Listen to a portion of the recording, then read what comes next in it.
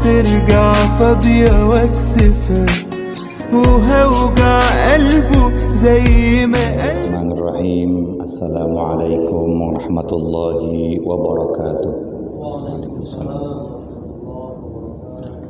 إن الحمد لله نحمده ونستعينه ونستغفره ونستهديه ونعوذ بالله من شرور أنفسنا ومن سيئات أعمالنا. من يهده الله فلا مضل له ومن يضلله فلا هادي له. أشهد أن لا إله إلا الله وأشهد أن سيدنا محمدا عبده ورسوله الذي لا نبي بعده. اللهم صل وسلم وبارك على سيدنا محمد وعلى آله وصحبه أجمعين. أما بعد. Sidang jemaah salat zuhur yang dirahmati Allah Subhanahu wa taala, kesyukuran kepada Allah Subhanahu wa taala dengan ucapan tahmid kepada Allah marilah senantiasa kita ucapkan dengan ucapan alhamdulillahirabbil alamin. Kemudian selawat kepada Nabi besar Muhammad sallallahu alaihi wasallam, pengemban risalah Allah Subhanahu wa taala yang telah mengabdikan seluruh kehidupannya hanyalah kepada Allah Subhanahu wa taala agar tegaknya risalah Islam. Maka sepantasnya kita selalu berselawat kepada Rasulullah sallallahu alaihi wasallam dengan mengucapkan Allahumma shalli wa sallim wa barik ala sayidina Muhammadin wa ala alihi wa sahbihi ajma'in. Seperti biasa jemaah zuhur yang dirahmati Allah Subhanahu wa taala, hari ini materinya seperti biasa fikih toharah sebagaimana yang disampaikan kepada kami. Insyaallah sebagai pengganti Ustadz Ihsan Satria yang mungkin hari ini berhalangan belum bisa hadir insyaallah. Jemaah zuhur yang dirahmati Allah Subhanahu wa taala, kemarin kita ada membahas tentang bagaimana fardu-fardu atau yang wajib-wajib dalam berwudu. Toharahnya masih sekitar wudu. Jadi ada yang viral pula ya beberapa bulan ini, ada seorang anak muda lah kita bilang yang mengatakan dia 11 tahun di pesantren Az-Zaitun, katanya kan pas ditanya fardu wudu tak terjawab dia kan gitu, ngangok-ngangok katanya kan. Padahal kalau kita sholat setiap hari aja 5 kali sehari, tahu kita yang wajib minimal kan gitu kan. Pas sudah kita bahas pula bulan lalu hari Kamis lalu, seperti kita ketahui yang wajib itu menurut Imam Syafi'i. Kita Imam Syafi'i kan, kalau ada sebagian itu bukan Imam Syafi'i dia ikut, entah imam siapa lah, entah mazhab apa suka hati dia. Jadi kalau menurut Imam Syafi'i yang wajib dalam wudu itu pertama seperti biasa niat. Kenapa niat itu wajib? Karena ada orang membasuh tangan, membasuh muka tapi tak berniat wudu, kan begitu. Niatnya mungkin ya membersihkan badannya gitu, mungkin baru keringat kan begitu. Maka yang utama itu adalah niat. Niat dia bersuci itu apa? Kalau niatnya untuk wudu supaya boleh beribadah, maka jadilah niatnya itu menjadi niat wudu. Kemudian selanjutnya membasuh wajah, membasuh tangan sampai ke siku, kemudian selanjutnya menyapu sebagian daripada kepala, dan selanjutnya membasuh kaki. Udah 5. Yang terakhir tertib. Gampang kalau kita tiap hari wudu insya Allah tahu, tak perlu 11 tahun di pesantren. Kemudian karena sudah tahu kita yang wajib-wajibnya, ternyata wudu ini tak semua hal-hal yang wajib semua, bukan hanya hal yang wajib-wajibnya saja. Ternyata ada yang sunnah-sunnah. Jadi sekarang ini agak sedikit kita membahas tentang apa saja yang sunnah-sunnah dalam berwudu. Kalau yang wajib tadi dijelaskan dalam Al-Quran, idza qumtum ila sholati faghsilu wujuhakum wa aydiyakum ilal marafiq wamsahu biru'usikum wa arjulakum ilal ka'baini. Jadi itu ayat yang menjelaskan tentang wudu, dan itu yang dijelaskan dalam Al-Quran itu semua yang wajib-wajib yang sudah kita ketahui tadi itu. Di dalamnya ada hal yang wajib tadi itu saja. Sementara Rasulullah ketika berwudu ternyata tak hanya yang wajibnya saja. Ternyata Rasulullah ada melakukan hal yang lebih, kan begitu. Nah, jadi apa saja yang dilakukan Rasulullah SAW selain yang wajib tadi? Nah, jadi yang pertama kita harus mengetahui apa itu yang sunnah dalam wudu. Yang sunnah dalam wudu adalah apa-apa yang dikerjakan Rasulullah SAW dari ucapan, perbuatan, tapi tidak menjadikan itu suatu kewajiban. Nah, inilah sunnah wudu ini. Dan tidak pula orang yang meninggalkannya menjadi dianggap orang yang ingkar. Tidak. Maksudnya dilakukan bagus sekali, alhamdulillah, berpahala kita. Tapi kalau nggak kita lakukan pun, hanya kita lakukan yang wajibnya saja, sah juga wudu kita. Jadi yang pertama itu yang dilakukan Rasulullah SAW kalau berwudu, yang pertama itu adalah at-tasmiyah. At-tasmiyah itu maksudnya mengucapkan bismillah. Bismillahirrahmanirrahim, itulah yang diucapkan Rasulullah ketika berwudu.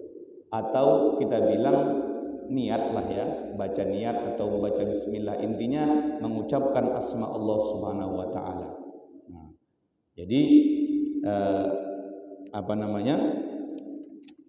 mengucapkan bismillah ini dalam setiap wudu itu adalah suatu yang sangat disukai oleh Rasulullah sallallahu alaihi wasallam. Jadi selalu Rasulullah sallallahu alaihi wasallam ketika mau berwudu itu mengucapkan bismillahirrahmanirrahim.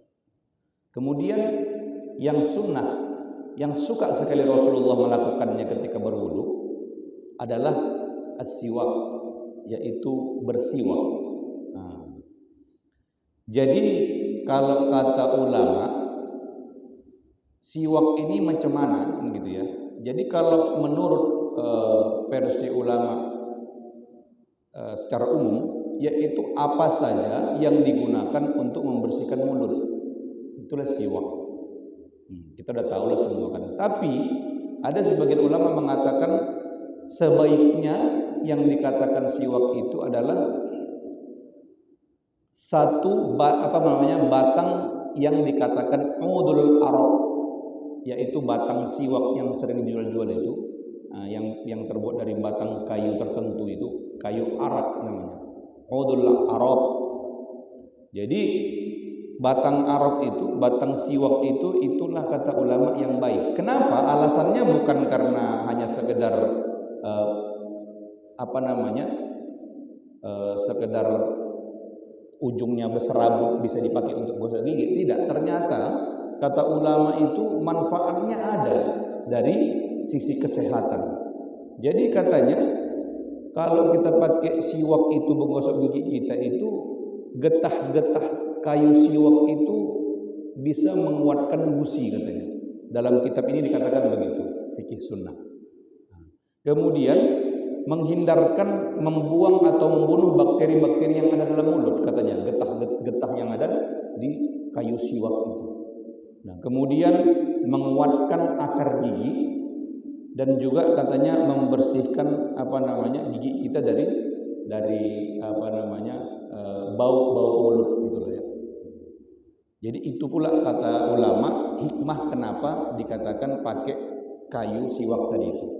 Pakai sikat gigi pun tak masalah gitu. Cuman kata ulama lebih baik adalah pakai kayu siwak karena Rasulullah menggunakan itu. Ternyata diteliti kesehatan yang efek kesehatan yang diberikan oleh kayu siwak itu ternyata lebih bagus, lebih efektif katanya begitu. Dan kemudian masalah bersiwak ini kata Rasulullah, laula an asyqa ala ummati la amartuhum bisiwaki 'inda kulli wudu'in. Kalau tak memberatkan bagi umatku, kata Rasulullah, maka sudah kuanjurkan kepada mereka, sudah kuwajibkan bagi mereka bersiwak setiap waktu wudhu, kata Rasulullah begitu. Nah, jadi kalau kita pikir-pikir, kalau gosok gigi memang merepotkan. Kalau kita pakai gigi kayak formula, kayak pakai odol gitu setiap mau wudhu, memang merepotkan. Tapi kalau kita ingat-ingat, kalau kita pakai batang ini tuh, batang siwak itu, kayaknya kapan pun bisa, nggak pun pas harus mau wudhu, pas duduk-duduk, sikat-sikat. Karena saya banyak melihat orang kayak gitu, pakai siwak, memang tidak merepotkan, lebih gampang dia ketimbang kita pakai sikat gigi yang biasa kita pakai, yang produksi pabrik-pabrikan itu kan. Nah, kita perlu air itu kan, ketika gosok gigi pakai sikat gigi yang seperti berus itu, perlu air, perlu odol segala macam. Tapi kalau pakai siwak tidak, kapanpun masuk kantong, gosok habis itu ya. Ada orang saya lihat di masjid itu mau sebelum sholat dia gosoknya sikit dulu, udah masuk kantong. Ternyata memang iya pula, ternyata lebih simpel dan lebih gampang untuk dilakukan ketimbang pakai sikat gigi yang berus itu. Tapi itulah tak masalah, mau yang berus pun kita buat tak masalah. Tapi kalau pakai akar siwak itu bagus pula. Gitu. Kemudian jemaah zuhur yang dirahmati Allah Subhanahu wa taala.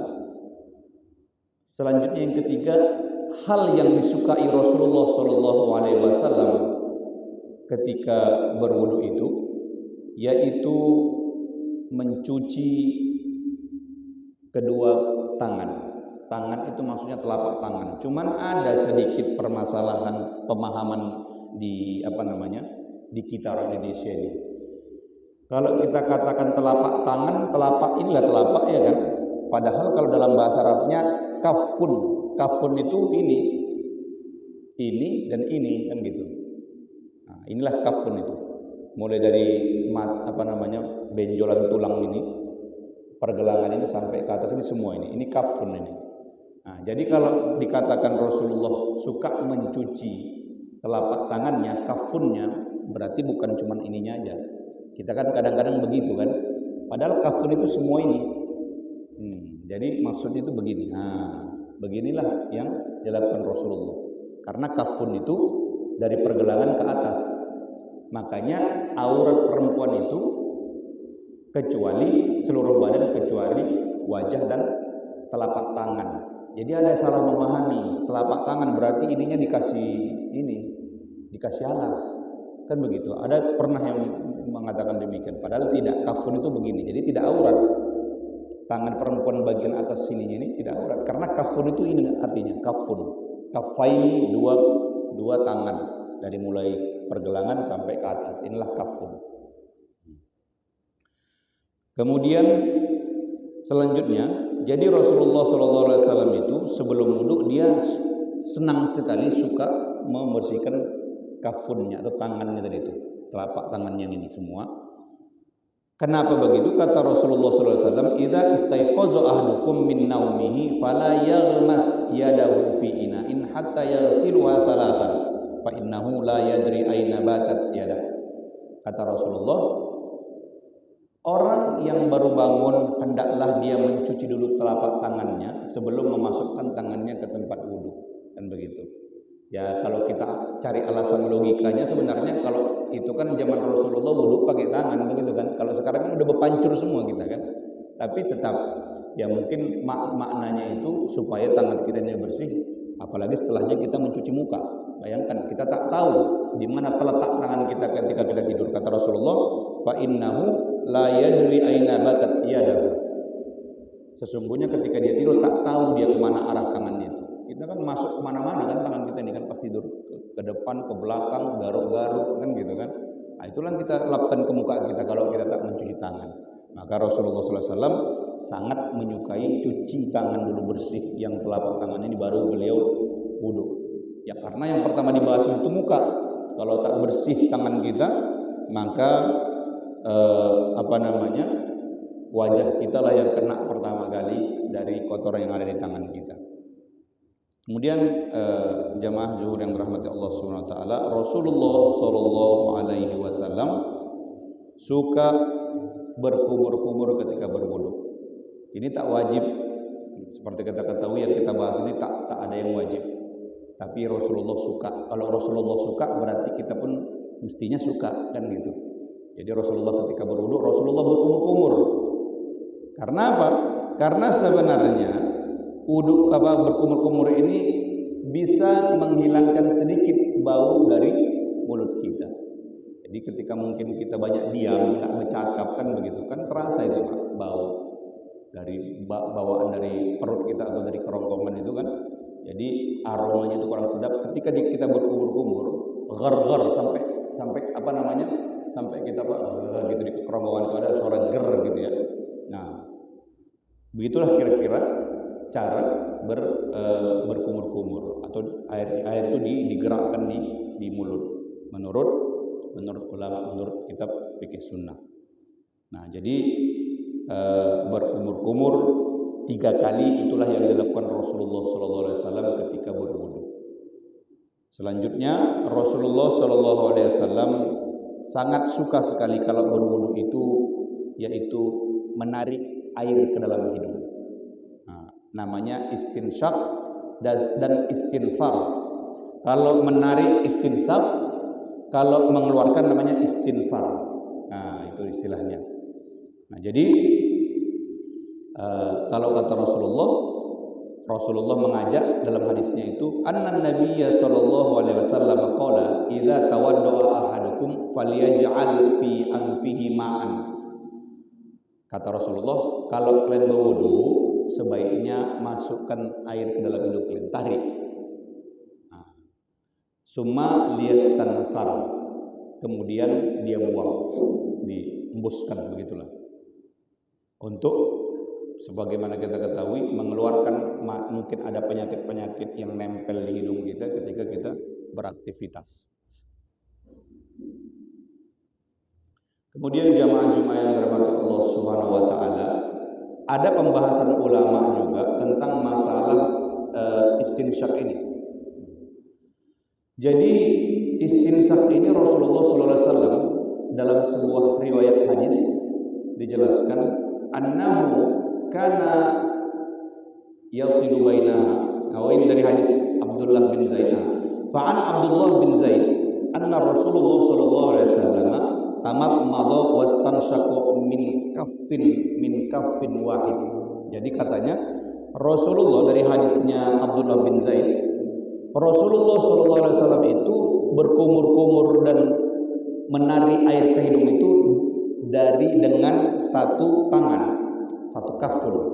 Jadi ngambilnya air begini, jadi tarik air dari ke hidung dikit, baru sisanya untuk kumur-kumur. Jadi kata sahabat dalam hadis itu begitu, Rasulullah SAW itu berkumur-kumur dan beristinsaq dari air yang berasal dari satu kali sendok, kita kira banget ya, satu kali genggaman dia. Diambil begini, tarik sedikit baru dimasukkan ke dalam mulutnya. Jadi kata sahabat seperti itu. Nah, kalau kita pun tak seperti itu kali, kalau agak susah mungkin tak apa-apa menurut sebisa kita kan gitu. Karena memang agak payah. Saya udah coba itu Pak, agak payah memang. Tarik, baru ditarik udah sakit hidung kita, kan gitu kan. Masukkan ke mulut lagi, memang agak payah. Jadi sebisa kita lah mungkin ya kan. Jadi kata sahabat seperti itu. Rasulullah SAW mengambil satu genggaman dia air, dia masukkan ke hidung, kemudian dia masukkan ke mulut untuk berkumur-kumur. Begitulah Rasulullah lakukan sebanyak 3 kali. Kemudian selanjutnya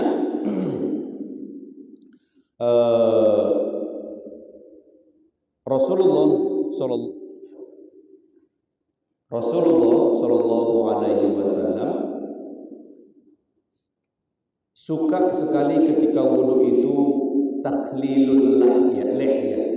Takhlilul lihya itu maksudnya menggosok-gosok gini jenggotnya. Kalau tak ada jenggotnya jangan dipaksakan Pak ya. Nah, kalau ada agak panjang jadi digosok-gosok. Macam mana caranya? Katanya begitu. Dalam hadis dijelaskan juga, wa an Anas radhiyallahu anhu Nabi sallallahu alaihi wasallam kana idza tawaddaa akhadha kaffan min ma'in. Jadi Rasulullah sallallahu alaihi wasallam itu kalau berwudu mengambil satu genggaman dengan tangan dia itu, dengan telapak tangan dia itu air, mengambil air dengan tangannya, kemudian dia lengketkan atau dia letakkan di bawah dagu dia begini. Ambil lagi air sedikit, ditarik-tarik gitu lah,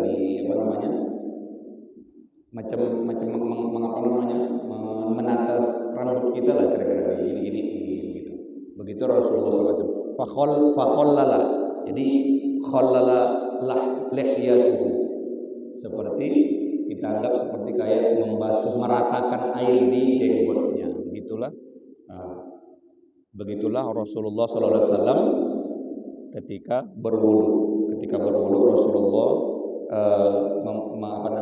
menggosok-gosok atau menaruh air di jenggotnya. Kemudian ada lagi selanjutnya, yaitu Rasulullah SAW itu selalu suka meratakan air di jari-jarinya. Maksudnya kalau dalam istilahnya di situ tadi takhlilul lihya, meratakan air di jenggotnya. Kalau takhlilul asabi, meratakan air di setiap sela-sela tangannya. Jadi Rasulullah suka sekali seperti itu. Jadi ketika wudu Rasulullah, dia ketika menyapu tangan itu semua kena ini. Jadi kalau Rasulullah ada cincin, dalam suatu riwayat dijelaskan cincin itu digerak-gerakkan karena takut tak terkena air wudu. Ketika ada gelang pun digerak-gerakkan. Begitulah kata dalam sebuah riwayat dikatakan dalam kitab ini, sangat Rasulullah SAW sangat suka ketika wudu membersihkan sela-sela setiap jari-jarinya. Jari kaki pun iya. Gitu. Jadi bukan tangan aja, tapi juga kaki. Jari kakinya di sela-selanya itu diratakan air itu. Jadi semua kena. Kemudian Rasulullah Shallallahu Alaihi Wasallam ketika berwudu selalu melakukan taslis, yaitu membasuh sebanyak 3 kali. Semua yang sifatnya membasuh ini Pak, mencuci. Rasulullah basuh 3 kali. Jadi contohnya apa? Contohnya membasuh tangan, kan basuh diguyur air mengalir 3 kali. Mencuci muka kan diguyur juga 3 kali. Jadi kata Rasulullah SAW seperti itu. Nah, jadi ada riwayat yang mengatakan, lalu kalau yang menyapu seperti kepala, macam mana? Ternyata dalam hadis dijelaskan Rasulullah itu menyapu kepala sekali aja. Jadi Rasulullah itu cuman yang mencuci-cuci aja, yang dibasuh aja yang 3 kali. Kalau yang disapu sifatnya kayak seperti kepala itu cuman sekali Rasulullah. Diambilnya begini, diambilnya air itu begini, basah tangannya, dilapkan ke atas kepalanya. Begitu pula ceritanya begitu. Tapi kalaupun kita mau 3 kali pun sebenarnya dia mungkin boleh-boleh saja begitu. Intinya kan dia sapu, dia tidak melakukan pemborosan terhadap air. Agak macet-macet ya.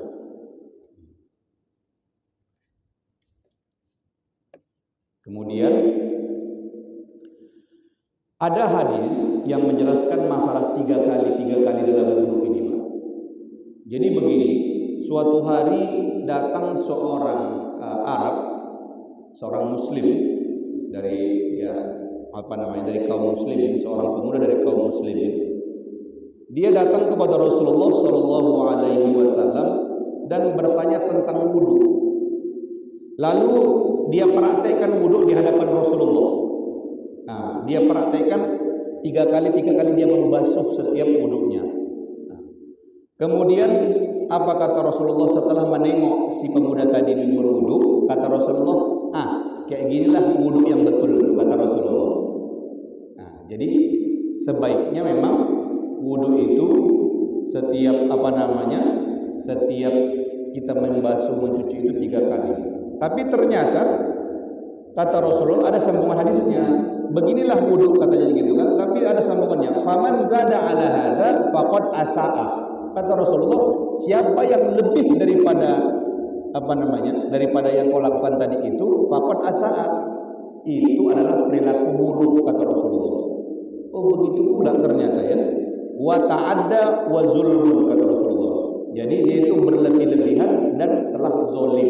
Jadi katanya Rasulullah, orang yang terlalu lebih daripada 3 kali dalam membasuh ketika wudhu, dikatakan Rasulullah dia itu dianggap sebagai buruk dalam berwudhu dan kemudian dianggap zolim karena melakukan pembaziran. Oh jadi ternyata kalau 4 kali pun ternyata membazir. Yang idealnya itu menurut Rasulullah adalah 3 kali saja.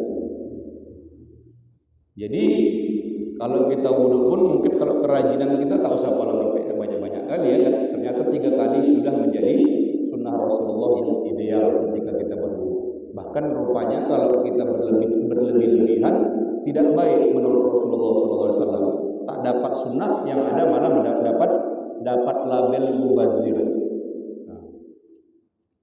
Kemudian selanjutnya yang disukai Rasulullah SAW adalah mendahulukan yang kanan ketimbang yang kiri. Dalam hadis dari Aisyah radhiyallahu anha mengatakan, "Kana Rasulullah sallallahu alaihi wasallam yuhibbut tayammum fi tan'ilihi wa tarjilihi wa tahurihi wa fi sya'ni kulli." Jadi kata Aisyah radhiyallahu anha, Rasulullah sallallahu alaihi wasallam itu selalu mendahulukan yang kanan dalam segala hal. Pakai sendal yang kanan dulu. Menyisir rambut yang kanan dulu. Kita kiri apa kanan, Pak? Kita tak tahu lah masing-masing ya kan. Ternyata Rasulullah SAW itu suka sisiran pun kanan dulu, baru ke kirinya. Oh begitu rupanya ternyata dari hadis itu. Wa tahuri, dan bersuci pun Rasulullah selalu mendahulukan yang sebelah kanan. Wa fi sya'nihi kulli, dan semua aktivitas Rasulullah ketika ada di situ kanan dan kiri, Rasulullah mendahulukan yang kanan daripada yang kiri. Oh begitu ternyata Rasulullah SAW kebiasaannya sehari-hari. Kemudian Rasulullah SAW ketika berwudu itu selalu ketika membasuh setiap bagian tubuhnya dengan pijatan-pijatan untuk mengeluarkan kotoran yang mungkin melengket di badannya, di tangannya, di wajahnya. Jadi ada dipijit. Kemudian selanjutnya dalam wudu itu sunnahnya itu tidak terputus, al-muwalah, yaitu macam mana maksud tidak terputus ini? Contoh, ada orang berwudu, habis itu ada telepon, kan kira-kira gitu ya. Bercakap telepon dia setengah jam segala macam. Habis itu selanjutnya disambung lagi wudunya setelah bertelepon, itu kan begitu. Sambungnya baru, misalnya dia baru membasuh tangan.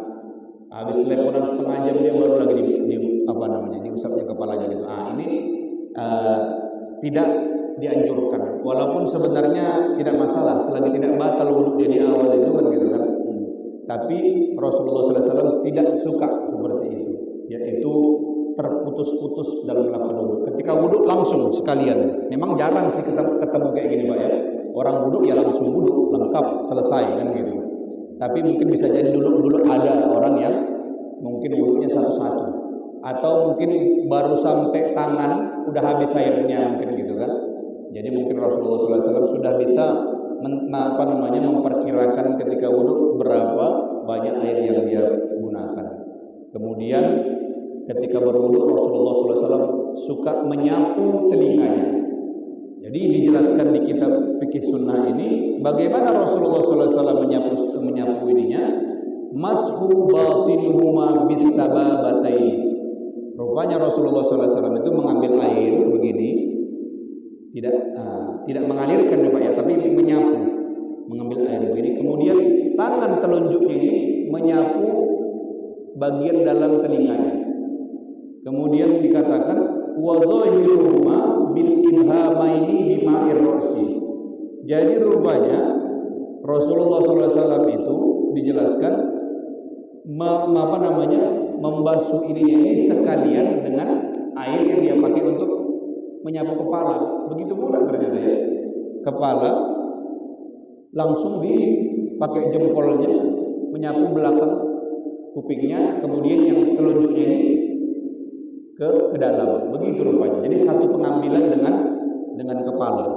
Nah, dijelaskan dalam hadis masalah menyapu dua telinga tadi ini. Begitulah sunnah yang dilakukan Rasulullah SAW. Jadi tidak perlu banyak air. Kemudian selanjutnya Rasulullah SAW berhemat dalam menggunakan air. Ini udah jelas. Jadi bagaimana hematnya? Jadi katanya menurut riwayat Rasulullah SAW kalau berwudu itu hanya menggunakan air 1 mud. 1 mud ini saya cari-cari ukurannya itu kurang lebih 0,7 liter. Berarti sedikit sekali Pak ya. Sedikit sekali. Entah bagaimana caranya kita nggak tahu kan begitu. Tapi begitulah Rasulullah. Dalam riwayat dijelaskan Rasulullah SAW karena Nabi SAW ketika berwudu menggunakan air 1 mud. Seliter nggak nyampe, kira-kira begitulah. Nah, tapi kalau Rasulullah SAW mandi wajib, yang digunakan itu sok itu 2,7 mud, yaitu kalau saya kali-kalikan 2,7 bukan 2,7 mud ya. Satu sok itu sama dengan 2,7 liter. Berarti 3 liter nggak nyampe gitu lah. Gitulah bisa Rasulullah mandi. Nah, bingung juga kita kan. Memang beda. Kita di sini banyak air ya kan, apalagi belawannya laut. Nah, jadi kita kadang-kadang nggak pernah memperhitungkan masalah air, bahkan kita banyak membazir air, Pak ya. Apalagi di Indonesia ini ada hujan banyak. Ternyata di negara-negara dulu di zaman Rasulullah, di negara-negara Arab itu air sulit. Maka disunnahkan Rasulullah SAW ketika berwudu itu dianjurkan untuk menggunakan air yang secukupnya, bahkan bisa wudu dengan seliter kurang bisa berwudu lengkap kan begitu. Nah, lalu Rasulullah SAW itu suka melebihkan tempat wudunya. Maksudnya begini Pak, saya pun bingung menerjemahkannya cemana ya kan. Di sini namanya itolatul ghurra, yaitu melebihkan dari yang dia basuh. Contohnya begini Pak, membasuh tangan itu kan sampai siku. Ternyata Rasulullah SAW itu suka membasuh tangannya itu sampai ke lengannya, dilebihkannya sampai ke lengannya, begitulah. Begitu juga ketika membasuh kaki, dilebihkan sampai ke betis. Nah, ternyata gitu Rasulullah SAW suka melebihkan sampai ke betis atau tangan ini sampai ke lengan ketika dia berwudu. Dan ketika membasuh kepala sebenarnya kan depan aja udah cukup ya Pak ya. Tapi Rasulullah suka menyeluruhkan gitu biar komplit gitu. Nah, makanya sampai ke kepala kemudian sampai ke kuping kan gitu. Tapi kalaupun kita mau sampai gini-gini aja pun oke lah. Nah, tak masalah. Kemudian Rasulullah SAW setelah berwudu itu selalu doa Rasulullah apa? Allahumma gfirli dzambi wa wasi'li fi dari wa barik li fi rizqi. Ini terlepas lah Pak, doa kita mau apa? Doa kita mau lancar rezeki boleh, doa kita supaya diampuni Allah boleh, doa supaya dapat keturunan yang soleh boleh. Doa ini sebenarnya tak harus kalau dulu kecil-kecil kita kan diajari kan alhamdulillahilladzi ja'al ma'a tahuran kan gitu kan. Macam-macam lah. Doa ini sebenarnya tidak dibatasi. Habis wudu kita doa apa aja yang kita anggap itu kita munajatkan kepada Allah boleh-boleh saja. Nah, kemudian yang terakhir yang disukai Rasulullah SAW yaitu selanjutnya adalah sholat 2 rakaat setelah wudu. Nah, ini ternyata Bapak jamaah Jumat jamaah zuhur yang dirahmati Allah. Sholat 2 rakaat setelah wudhu ini dulu sering dilakukan oleh Bilal bin Rabah. Jadi suatu hari diriwayatkan anna Rasulullah sallallahu alaihi wasallam qala li Bilal. Jadi Rasulullah sallallahu alaihi wasallam berkata kepada Bilal, "Wahai Bilal, coba kau jelaskan kepadaku sebenarnya apa yang kau lakukan dalam hidupmu ini, suatu hal yang besar. Sehingga kemarin aku dengar suara suara gesekan sendalmu, kita bilang gitu ya, suara langkah sendalmu di surga. Jadi suara sendalnya si Bilal bin Rabah ini, kata Rasulullah, sudah terdengar ketika nanti di surga sudah didengar Rasulullah.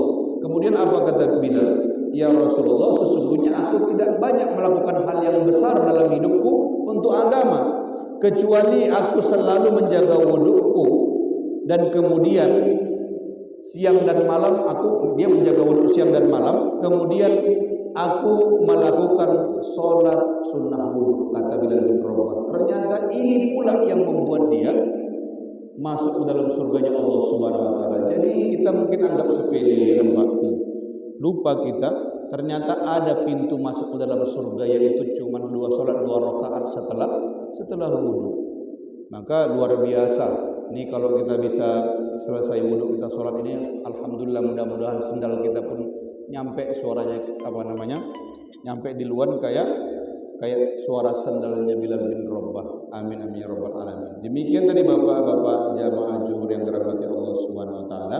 Mudah-mudahan bisa menambahkan sedikit pengetahuan kita tentang bagaimana wudhunya Rasulullah sallallahu alaihi wasallam. Kami serahkan kepada Al Ustaz, mungkin ada yang mau dipertanyakan.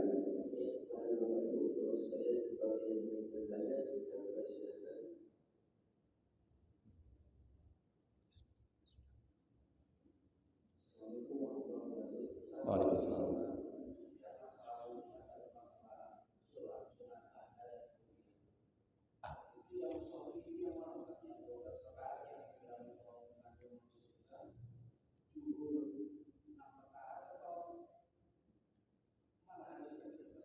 Oh, yang Juhur Bapak tanya apa ya? Ya.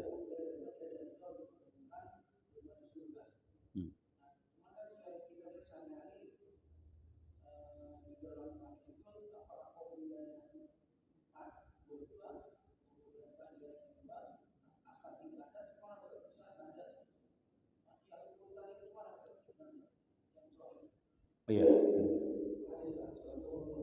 Waalaikumsalam. Jadi untuk qobliyah itu Pak, saya pernah baca itu, yaitu untuk zuhur itu qobliyahnya 4 rakaat dilakukan 2-2. Itu pernah saya baca gitu. Ba'diyah zuhur tetap 2 gitu. Cuman yang pernah saya pernah penasaran seperti yang Bapak tanyakan itu. Saya bingung kan. Saya cari sumbernya. Ternyata dalam hadis itu dijelaskan memang 4 rakaat sebelum zuhur. Nah, lalu saya cari di kitab fikih, pernah saya cari gimana cara mengerjakannya 4 seperti sholat zuhur kan gitu.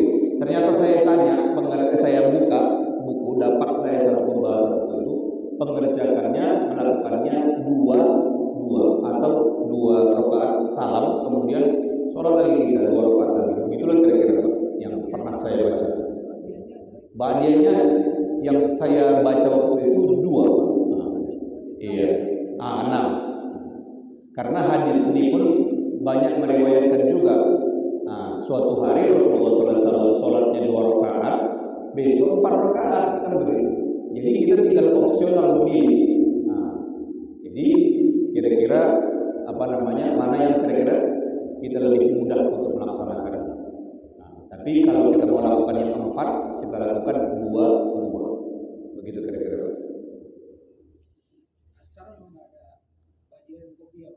Qobliyahnya ada, tapi ba'diyahnya tak ada. Seperti subuh dia qobliyahnya ada, ba'diyahnya tak ada. Kenapa Pak? Coba kita hitung Pak ya. Subuh 2, zuhur 4, 2, baru asar ya. 2, ya kan? Lebih kan? Nah, 16 kok semua ya kan berarti kan? Jadi 12, tapi di riwayat yang lain 16 kalau tidak salah ya. Coba nanti kita cari lagi Pak ya. Tapi setahu saya intinya zuhur itu, kalau yang saya tahu sholat qobliyah ba'diyah Pak, sebelum subuh 2, sebelum zuhur ada yang mengatakan 2 dan 4, begitu. Ba'diyahnya 2, kemudian sebelum asar 2, sebelum maghrib 2, tapi sebenarnya untuk maghrib ini tidak begitu dianjurkan karena waktunya pendek. Makanya kalau maghrib itu habis aja tunggu sebentar komat. Jadi itulah kenapa banyak orang yang tidak melakukan sholat qobliyah maghrib ini kan begitu.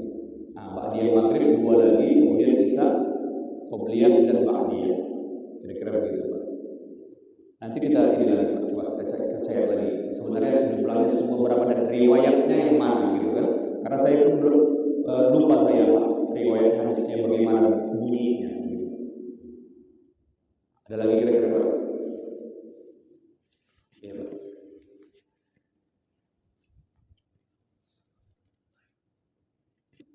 Assalamualaikum warahmatullahi wabarakatuh. Waalaikumsalam warahmatullahi wabarakatuh. Izin bertanya Ustaz, kan dalil wudhu ini kan iza qumtum ila shalah faghsilu wujuhakum. Nah, untuk membahas untuk kaki itu dia membasuh atau menyapu? Kaki membasuh atau menyapu Pak ya? Karena di situ kan ada waw atopnya gitu ya. Setelah kepala kaki itu, apakah kaki itu posisinya membasuh atau karena ada juga yang mengatakan itu balik ke lengan tadi, ke lengan itu kan. Jadi itu yang pertama Ustaz. Yang kedua, kita kan untuk membasuh muka ini tadi memadai nggak kalau kita pakai semacam kita taruh air yang suci dan mensucikan tuh katakan di wadah seperti semprotan gitu ya, yang kecil gitu ya, sehingga bisa kita kantongi saat berwuduk di pesawat gitu kan, kita semprot muka kita sampai gini, memadai nggak itu Ustaz? Itu aja Ustaz. Makasih. Assalamualaikum warahmatullahi wabarakatuh. Waalaikumsalam warahmatullahi wabarakatuh. Bapak, pertanyaan luar biasa ya. Pertanyaan sampai hal-hal yang nggak terpikirkan kita pula ya kan. Tapi ya logis juga ya Pak ya. Ya juga ya kita pikir ya. Dan yang menjawab pertanyaan Bapak yang pertama tadi itu, ini memang masalah perdebatan khilafiyah nih Pak. Luar biasa di sini. Dan memang kebetulan saya pernah belajar dan pernah mempelajarinya waktu kuliah. Jadi ada cara baca dalam ayat yang idza qumtum ila sholati faghsilu wujuhakum itu kan. Jadi ada ulama yang berpendapat membaca wa aydiyakum wa arjulikum dengan wa arjulakum. Di Quran kita dibuat wa arjulakum. Sama dengan hukum yang pertama tangan wa aydiyakum. Jadi barisnya fathah. Kalau barisnya fathah berarti hukumnya itu mengikut kepada hukum tangan. Tapi kalau ada orang yang membacanya wa arjulikum, dia mengikut kepada birusikum. Baris bawah kan wa arjuli itu kan li kan wa arjuli kaki artinya wa arjuli kaki. Jadi kalau cara membacanya baris bawah pas kata-kata kaki tadi itu, ini kaidah nahu tadi Pak, nahu dalam ini. Berarti dia mengikut kepada biruusi. Kan biruusikum wa arjulikum. Jadi kalau ada yang membacanya wa arjulikum berarti hukumnya mengikut kepada kepala, membasuh, menyapu begini Pak, tidak dengan air mengalir ya kan. Nah, tapi boleh kita tengok Quran kita semua, yang mushaf Utsmani yang kita pakai itu bacaannya wa arjulakum. hukum dalam kaidah bahasa Arab nahwiyahnya dia mengikut kepada kata kalimat yang sebelumnya yaitu tangan. Begitulah yang pernah saya baca. Oh, sampai segitu pula ulama membahas itu. Tapi Bapak teringat pula menanya itu ya kan. Ini pertanyaan berat Bapak tanya ini. Tapi untung pula awak tahu kan gitu kan. Kalau apa nggak hajab kan gitu. Jadi itu ulama berbeda pendapat masalah cara bacanya pun begitu Pak. Memang dalam Al-Quran ini banyak cara baca. Makanya ada qiraah asyara, ada 10 cara baca. Kita baca wadduha, orang baca wadduha. Tak masalah, macam mana lagi mau dibuat. Zaman Rasulullah diturunkan Al-Quran, ketika disebarkan Al-Quran sampai ke Irak, kemana, ke Yaman dan segala macamnya, lahjah mereka ini berbeda. Kan begitu. Sama kalau misalnya kita kirimkan tulisan orang dengan bahasa Melayu Medan, yang baca orang Melayu Batubara. Di sini kita bilang kemana, orang itu bilang kemano, ya kan, kemano. Orang Labuan Batu kemana, kan gitu. Jadi bahasa Arab itu tidak bahasa yang tidak ada konsonannya Pak. Jadi ketika dibuka tidak ada vokalnya, salah saya. Tapi semua konsonan. Bahasa Arab itu semua konsonan.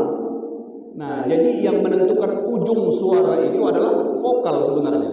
Nah, ketika dibuka hurufnya itu semua konsonan, maka ujung suaranya itu menyesuaikan dialek mereka, kan begitu Pak. Dialek yang lain orang Arab suku lain wadduha, kan gitu. Sementara Quraisy wadduha, kan gitu, macam-macam. Jadi kan kita pun tak sembarangan bisa membaca seperti itu. Kalau kita tak punya ilmunya, jangan pula patentengan kita kan. Baru belajar qiraah. Untuk imam kita udah sok baca-baca pakai qiraah gitu kan. Kita bacalah pakai yang umum dulu.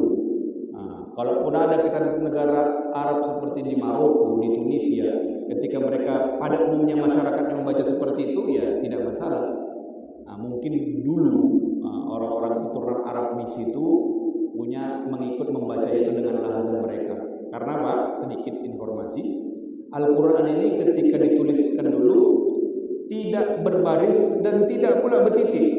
Titiknya pun tak ada. Titik pun tak ada titik. Macam mana cara bacanya sampai titik pun tak ada? Ternyata Pak, bisa. Ada kawan yang membuat tulisan, mendesain tulisan, titiknya dihapus dia semua. Kan bisa di keyboard, kalau laptop bahasa Arab itu titiknya kan bisa dihapus gitu kan. Satu paragraf dibuatnya, dia hapus semua titiknya. Disuruhnya saya baca. Ia pula terbaca sama saya. Lengkap. Ternyata memang kalau orang yang tahu bahasa Arab, titik itu sebenarnya tak terlalu perlu. Dia udah bisa feeling, udah punya feeling dia. Maksudnya ini bacanya seperti ini. Begitulah kira-kira Pak. Nah, tapi berjalannya waktu, Islam itu menyebar ke seluruh penjuru dunia, yang tak semua bisa bahasa Arab.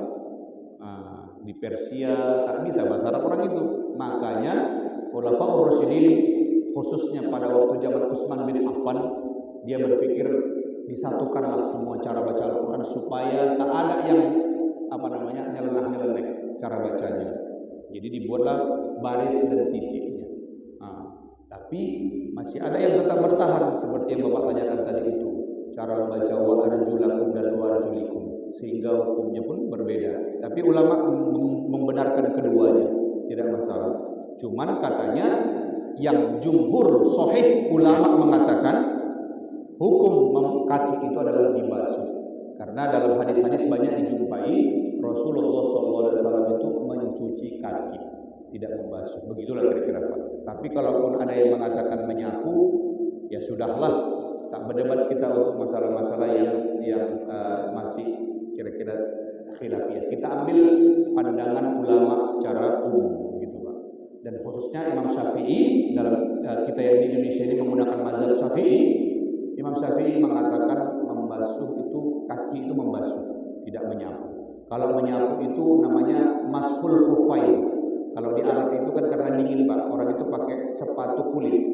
Bukan sepatu sih dia kayak kaos kaki, tapi terbuat dari kulit supaya nggak dingin, karena musim dingin itu luar biasa dinginnya. Jadi kalau khuf itu cukup disapu, disapu kan gitu, dia nggak perlu cuci. Dan yang lainnya lagi, yang anehnya lagi Pak, Mas Mulfa ini atasnya pula yang disapu ya kan, bawahnya yang kotor padahal. Kalau kita cari logikanya tak masuk kepala kita kan gitu. Jadi hukum fikih juga seperti sepatu tentara itu Pak. Tentara kalau berdinas di luar atau di Papua itu misalnya, sepatu itu kan mereka itu kan payah dibuka PDL dan nggak sempat, pokoknya darurat lah ya kan keadaannya. Maka itu boleh disapu, mereka boleh berwudu itu dengan menyapu sepatunya. Jadi nggak perlu dicuci sepatunya itu, disapu kan aja, dilap. Dipakai sholat pun dipakai gitu lah. Yang anehnya pula ya kan, bukan bawahnya yang disapu tapi depannya. Begitulah hukum fikih menurut ulama. Aku bingung, di mana logikanya kan gitu. Yang mijak-mijak tanah itu bawahnya, tapi yang disapu depannya, atasnya kan gitu. Begitulah kira-kira Pak. Ada lagi Pak? Oh semprot, semprot. Nah jadi kalau kaidahnya itu Pak, ini menurut ijtihad saya pula Pak ya. Menurut pemahaman saya jawabnya, ketika semprot itu bisa menjadikan air itu mengalir, maka dia sudah cukup memadai untuk digunakan untuk berwudu. Seperti kan intinya kan wudu itu Pak, ketika kita membasuh atau mencuci, dalam ilmu fikih dijelaskan membasuh itu maka dia harus mengalirkan air. Kalau sekali semprot kayaknya nggak mengalirkan air, mungkin ada perlu berapa kali semprot atau tergantung besar lubang untuk tempat semprotan itu. Jadi ketika air itu mengalir jatuh gitu Pak, maka sudah bisa dikatakan itu sebagai membasuh. Begitulah hukum fikihnya masalah air tadi itu. Karena definisi membasuh itu adalah mengalirkan air di anggota tubuh kita. Itulah membasuh atau mencuci. Tapi kalau mengusap tidak menjadikan air itu mengalir, cukup dia basah saja. Begitu Pak. Jadi kalau kayak rasa yang Bapak bilang itu insya Allah bisa asalkan air itu mengalir. Jadi mungkin lubangnya agak lebih besar kita buat dengan semprot itu. Gitulah kira-kira Pak. Tapi kalau di pesawat Pak, tayamum aja gitu ya kan. Kalau di pesawat ya kan. Ya insya Allah. Ada lagi Pak? Doa. Kita tutup dengan doa. Na'udzubillahi minasyaitonirrajim. Bismillahirrahmanirrahim. Alhamdulillahirabbil alamin wassalatu wassalamu ala asyrafil anbiya'i wal mursalin wa ala alihi wa sahbihi ajma'in. Allahumma ighfir lana dhunubana wa dhunuba walidina warhamhum kama rabbawna shighara wa li jami'il muslimin wal muslimat wal mu'minina wal mu'minat al ahya'i minhum wal amwat bi rahmatika ya arhamar rahimin. Allahumma akhrijna min zulumatil wahmi wa akrimna bi nuril fahmi waftah alaina bi ma'rifatika wa sahhil lana abwaaba fadlika ya arhamar rahimin. Rabbana atina fid dunya hasanah wa fil akhirati hasanah wa qina adzaban nar. Wa sallallahu ala khairi khalqihi Muhammad sallallahu alaihi wasallam wa akhiru da'wa alhamdulillahi rabbil alamin. Kita tutup dengan alhamdulillahi rabbil alamin. Subhanakallahumma wa bihamdika wa asyhadu an la ilaha illa anta wa astaghfiruka wa atubu ilaik. Wassalamualaikum warahmatullahi wabarakatuh.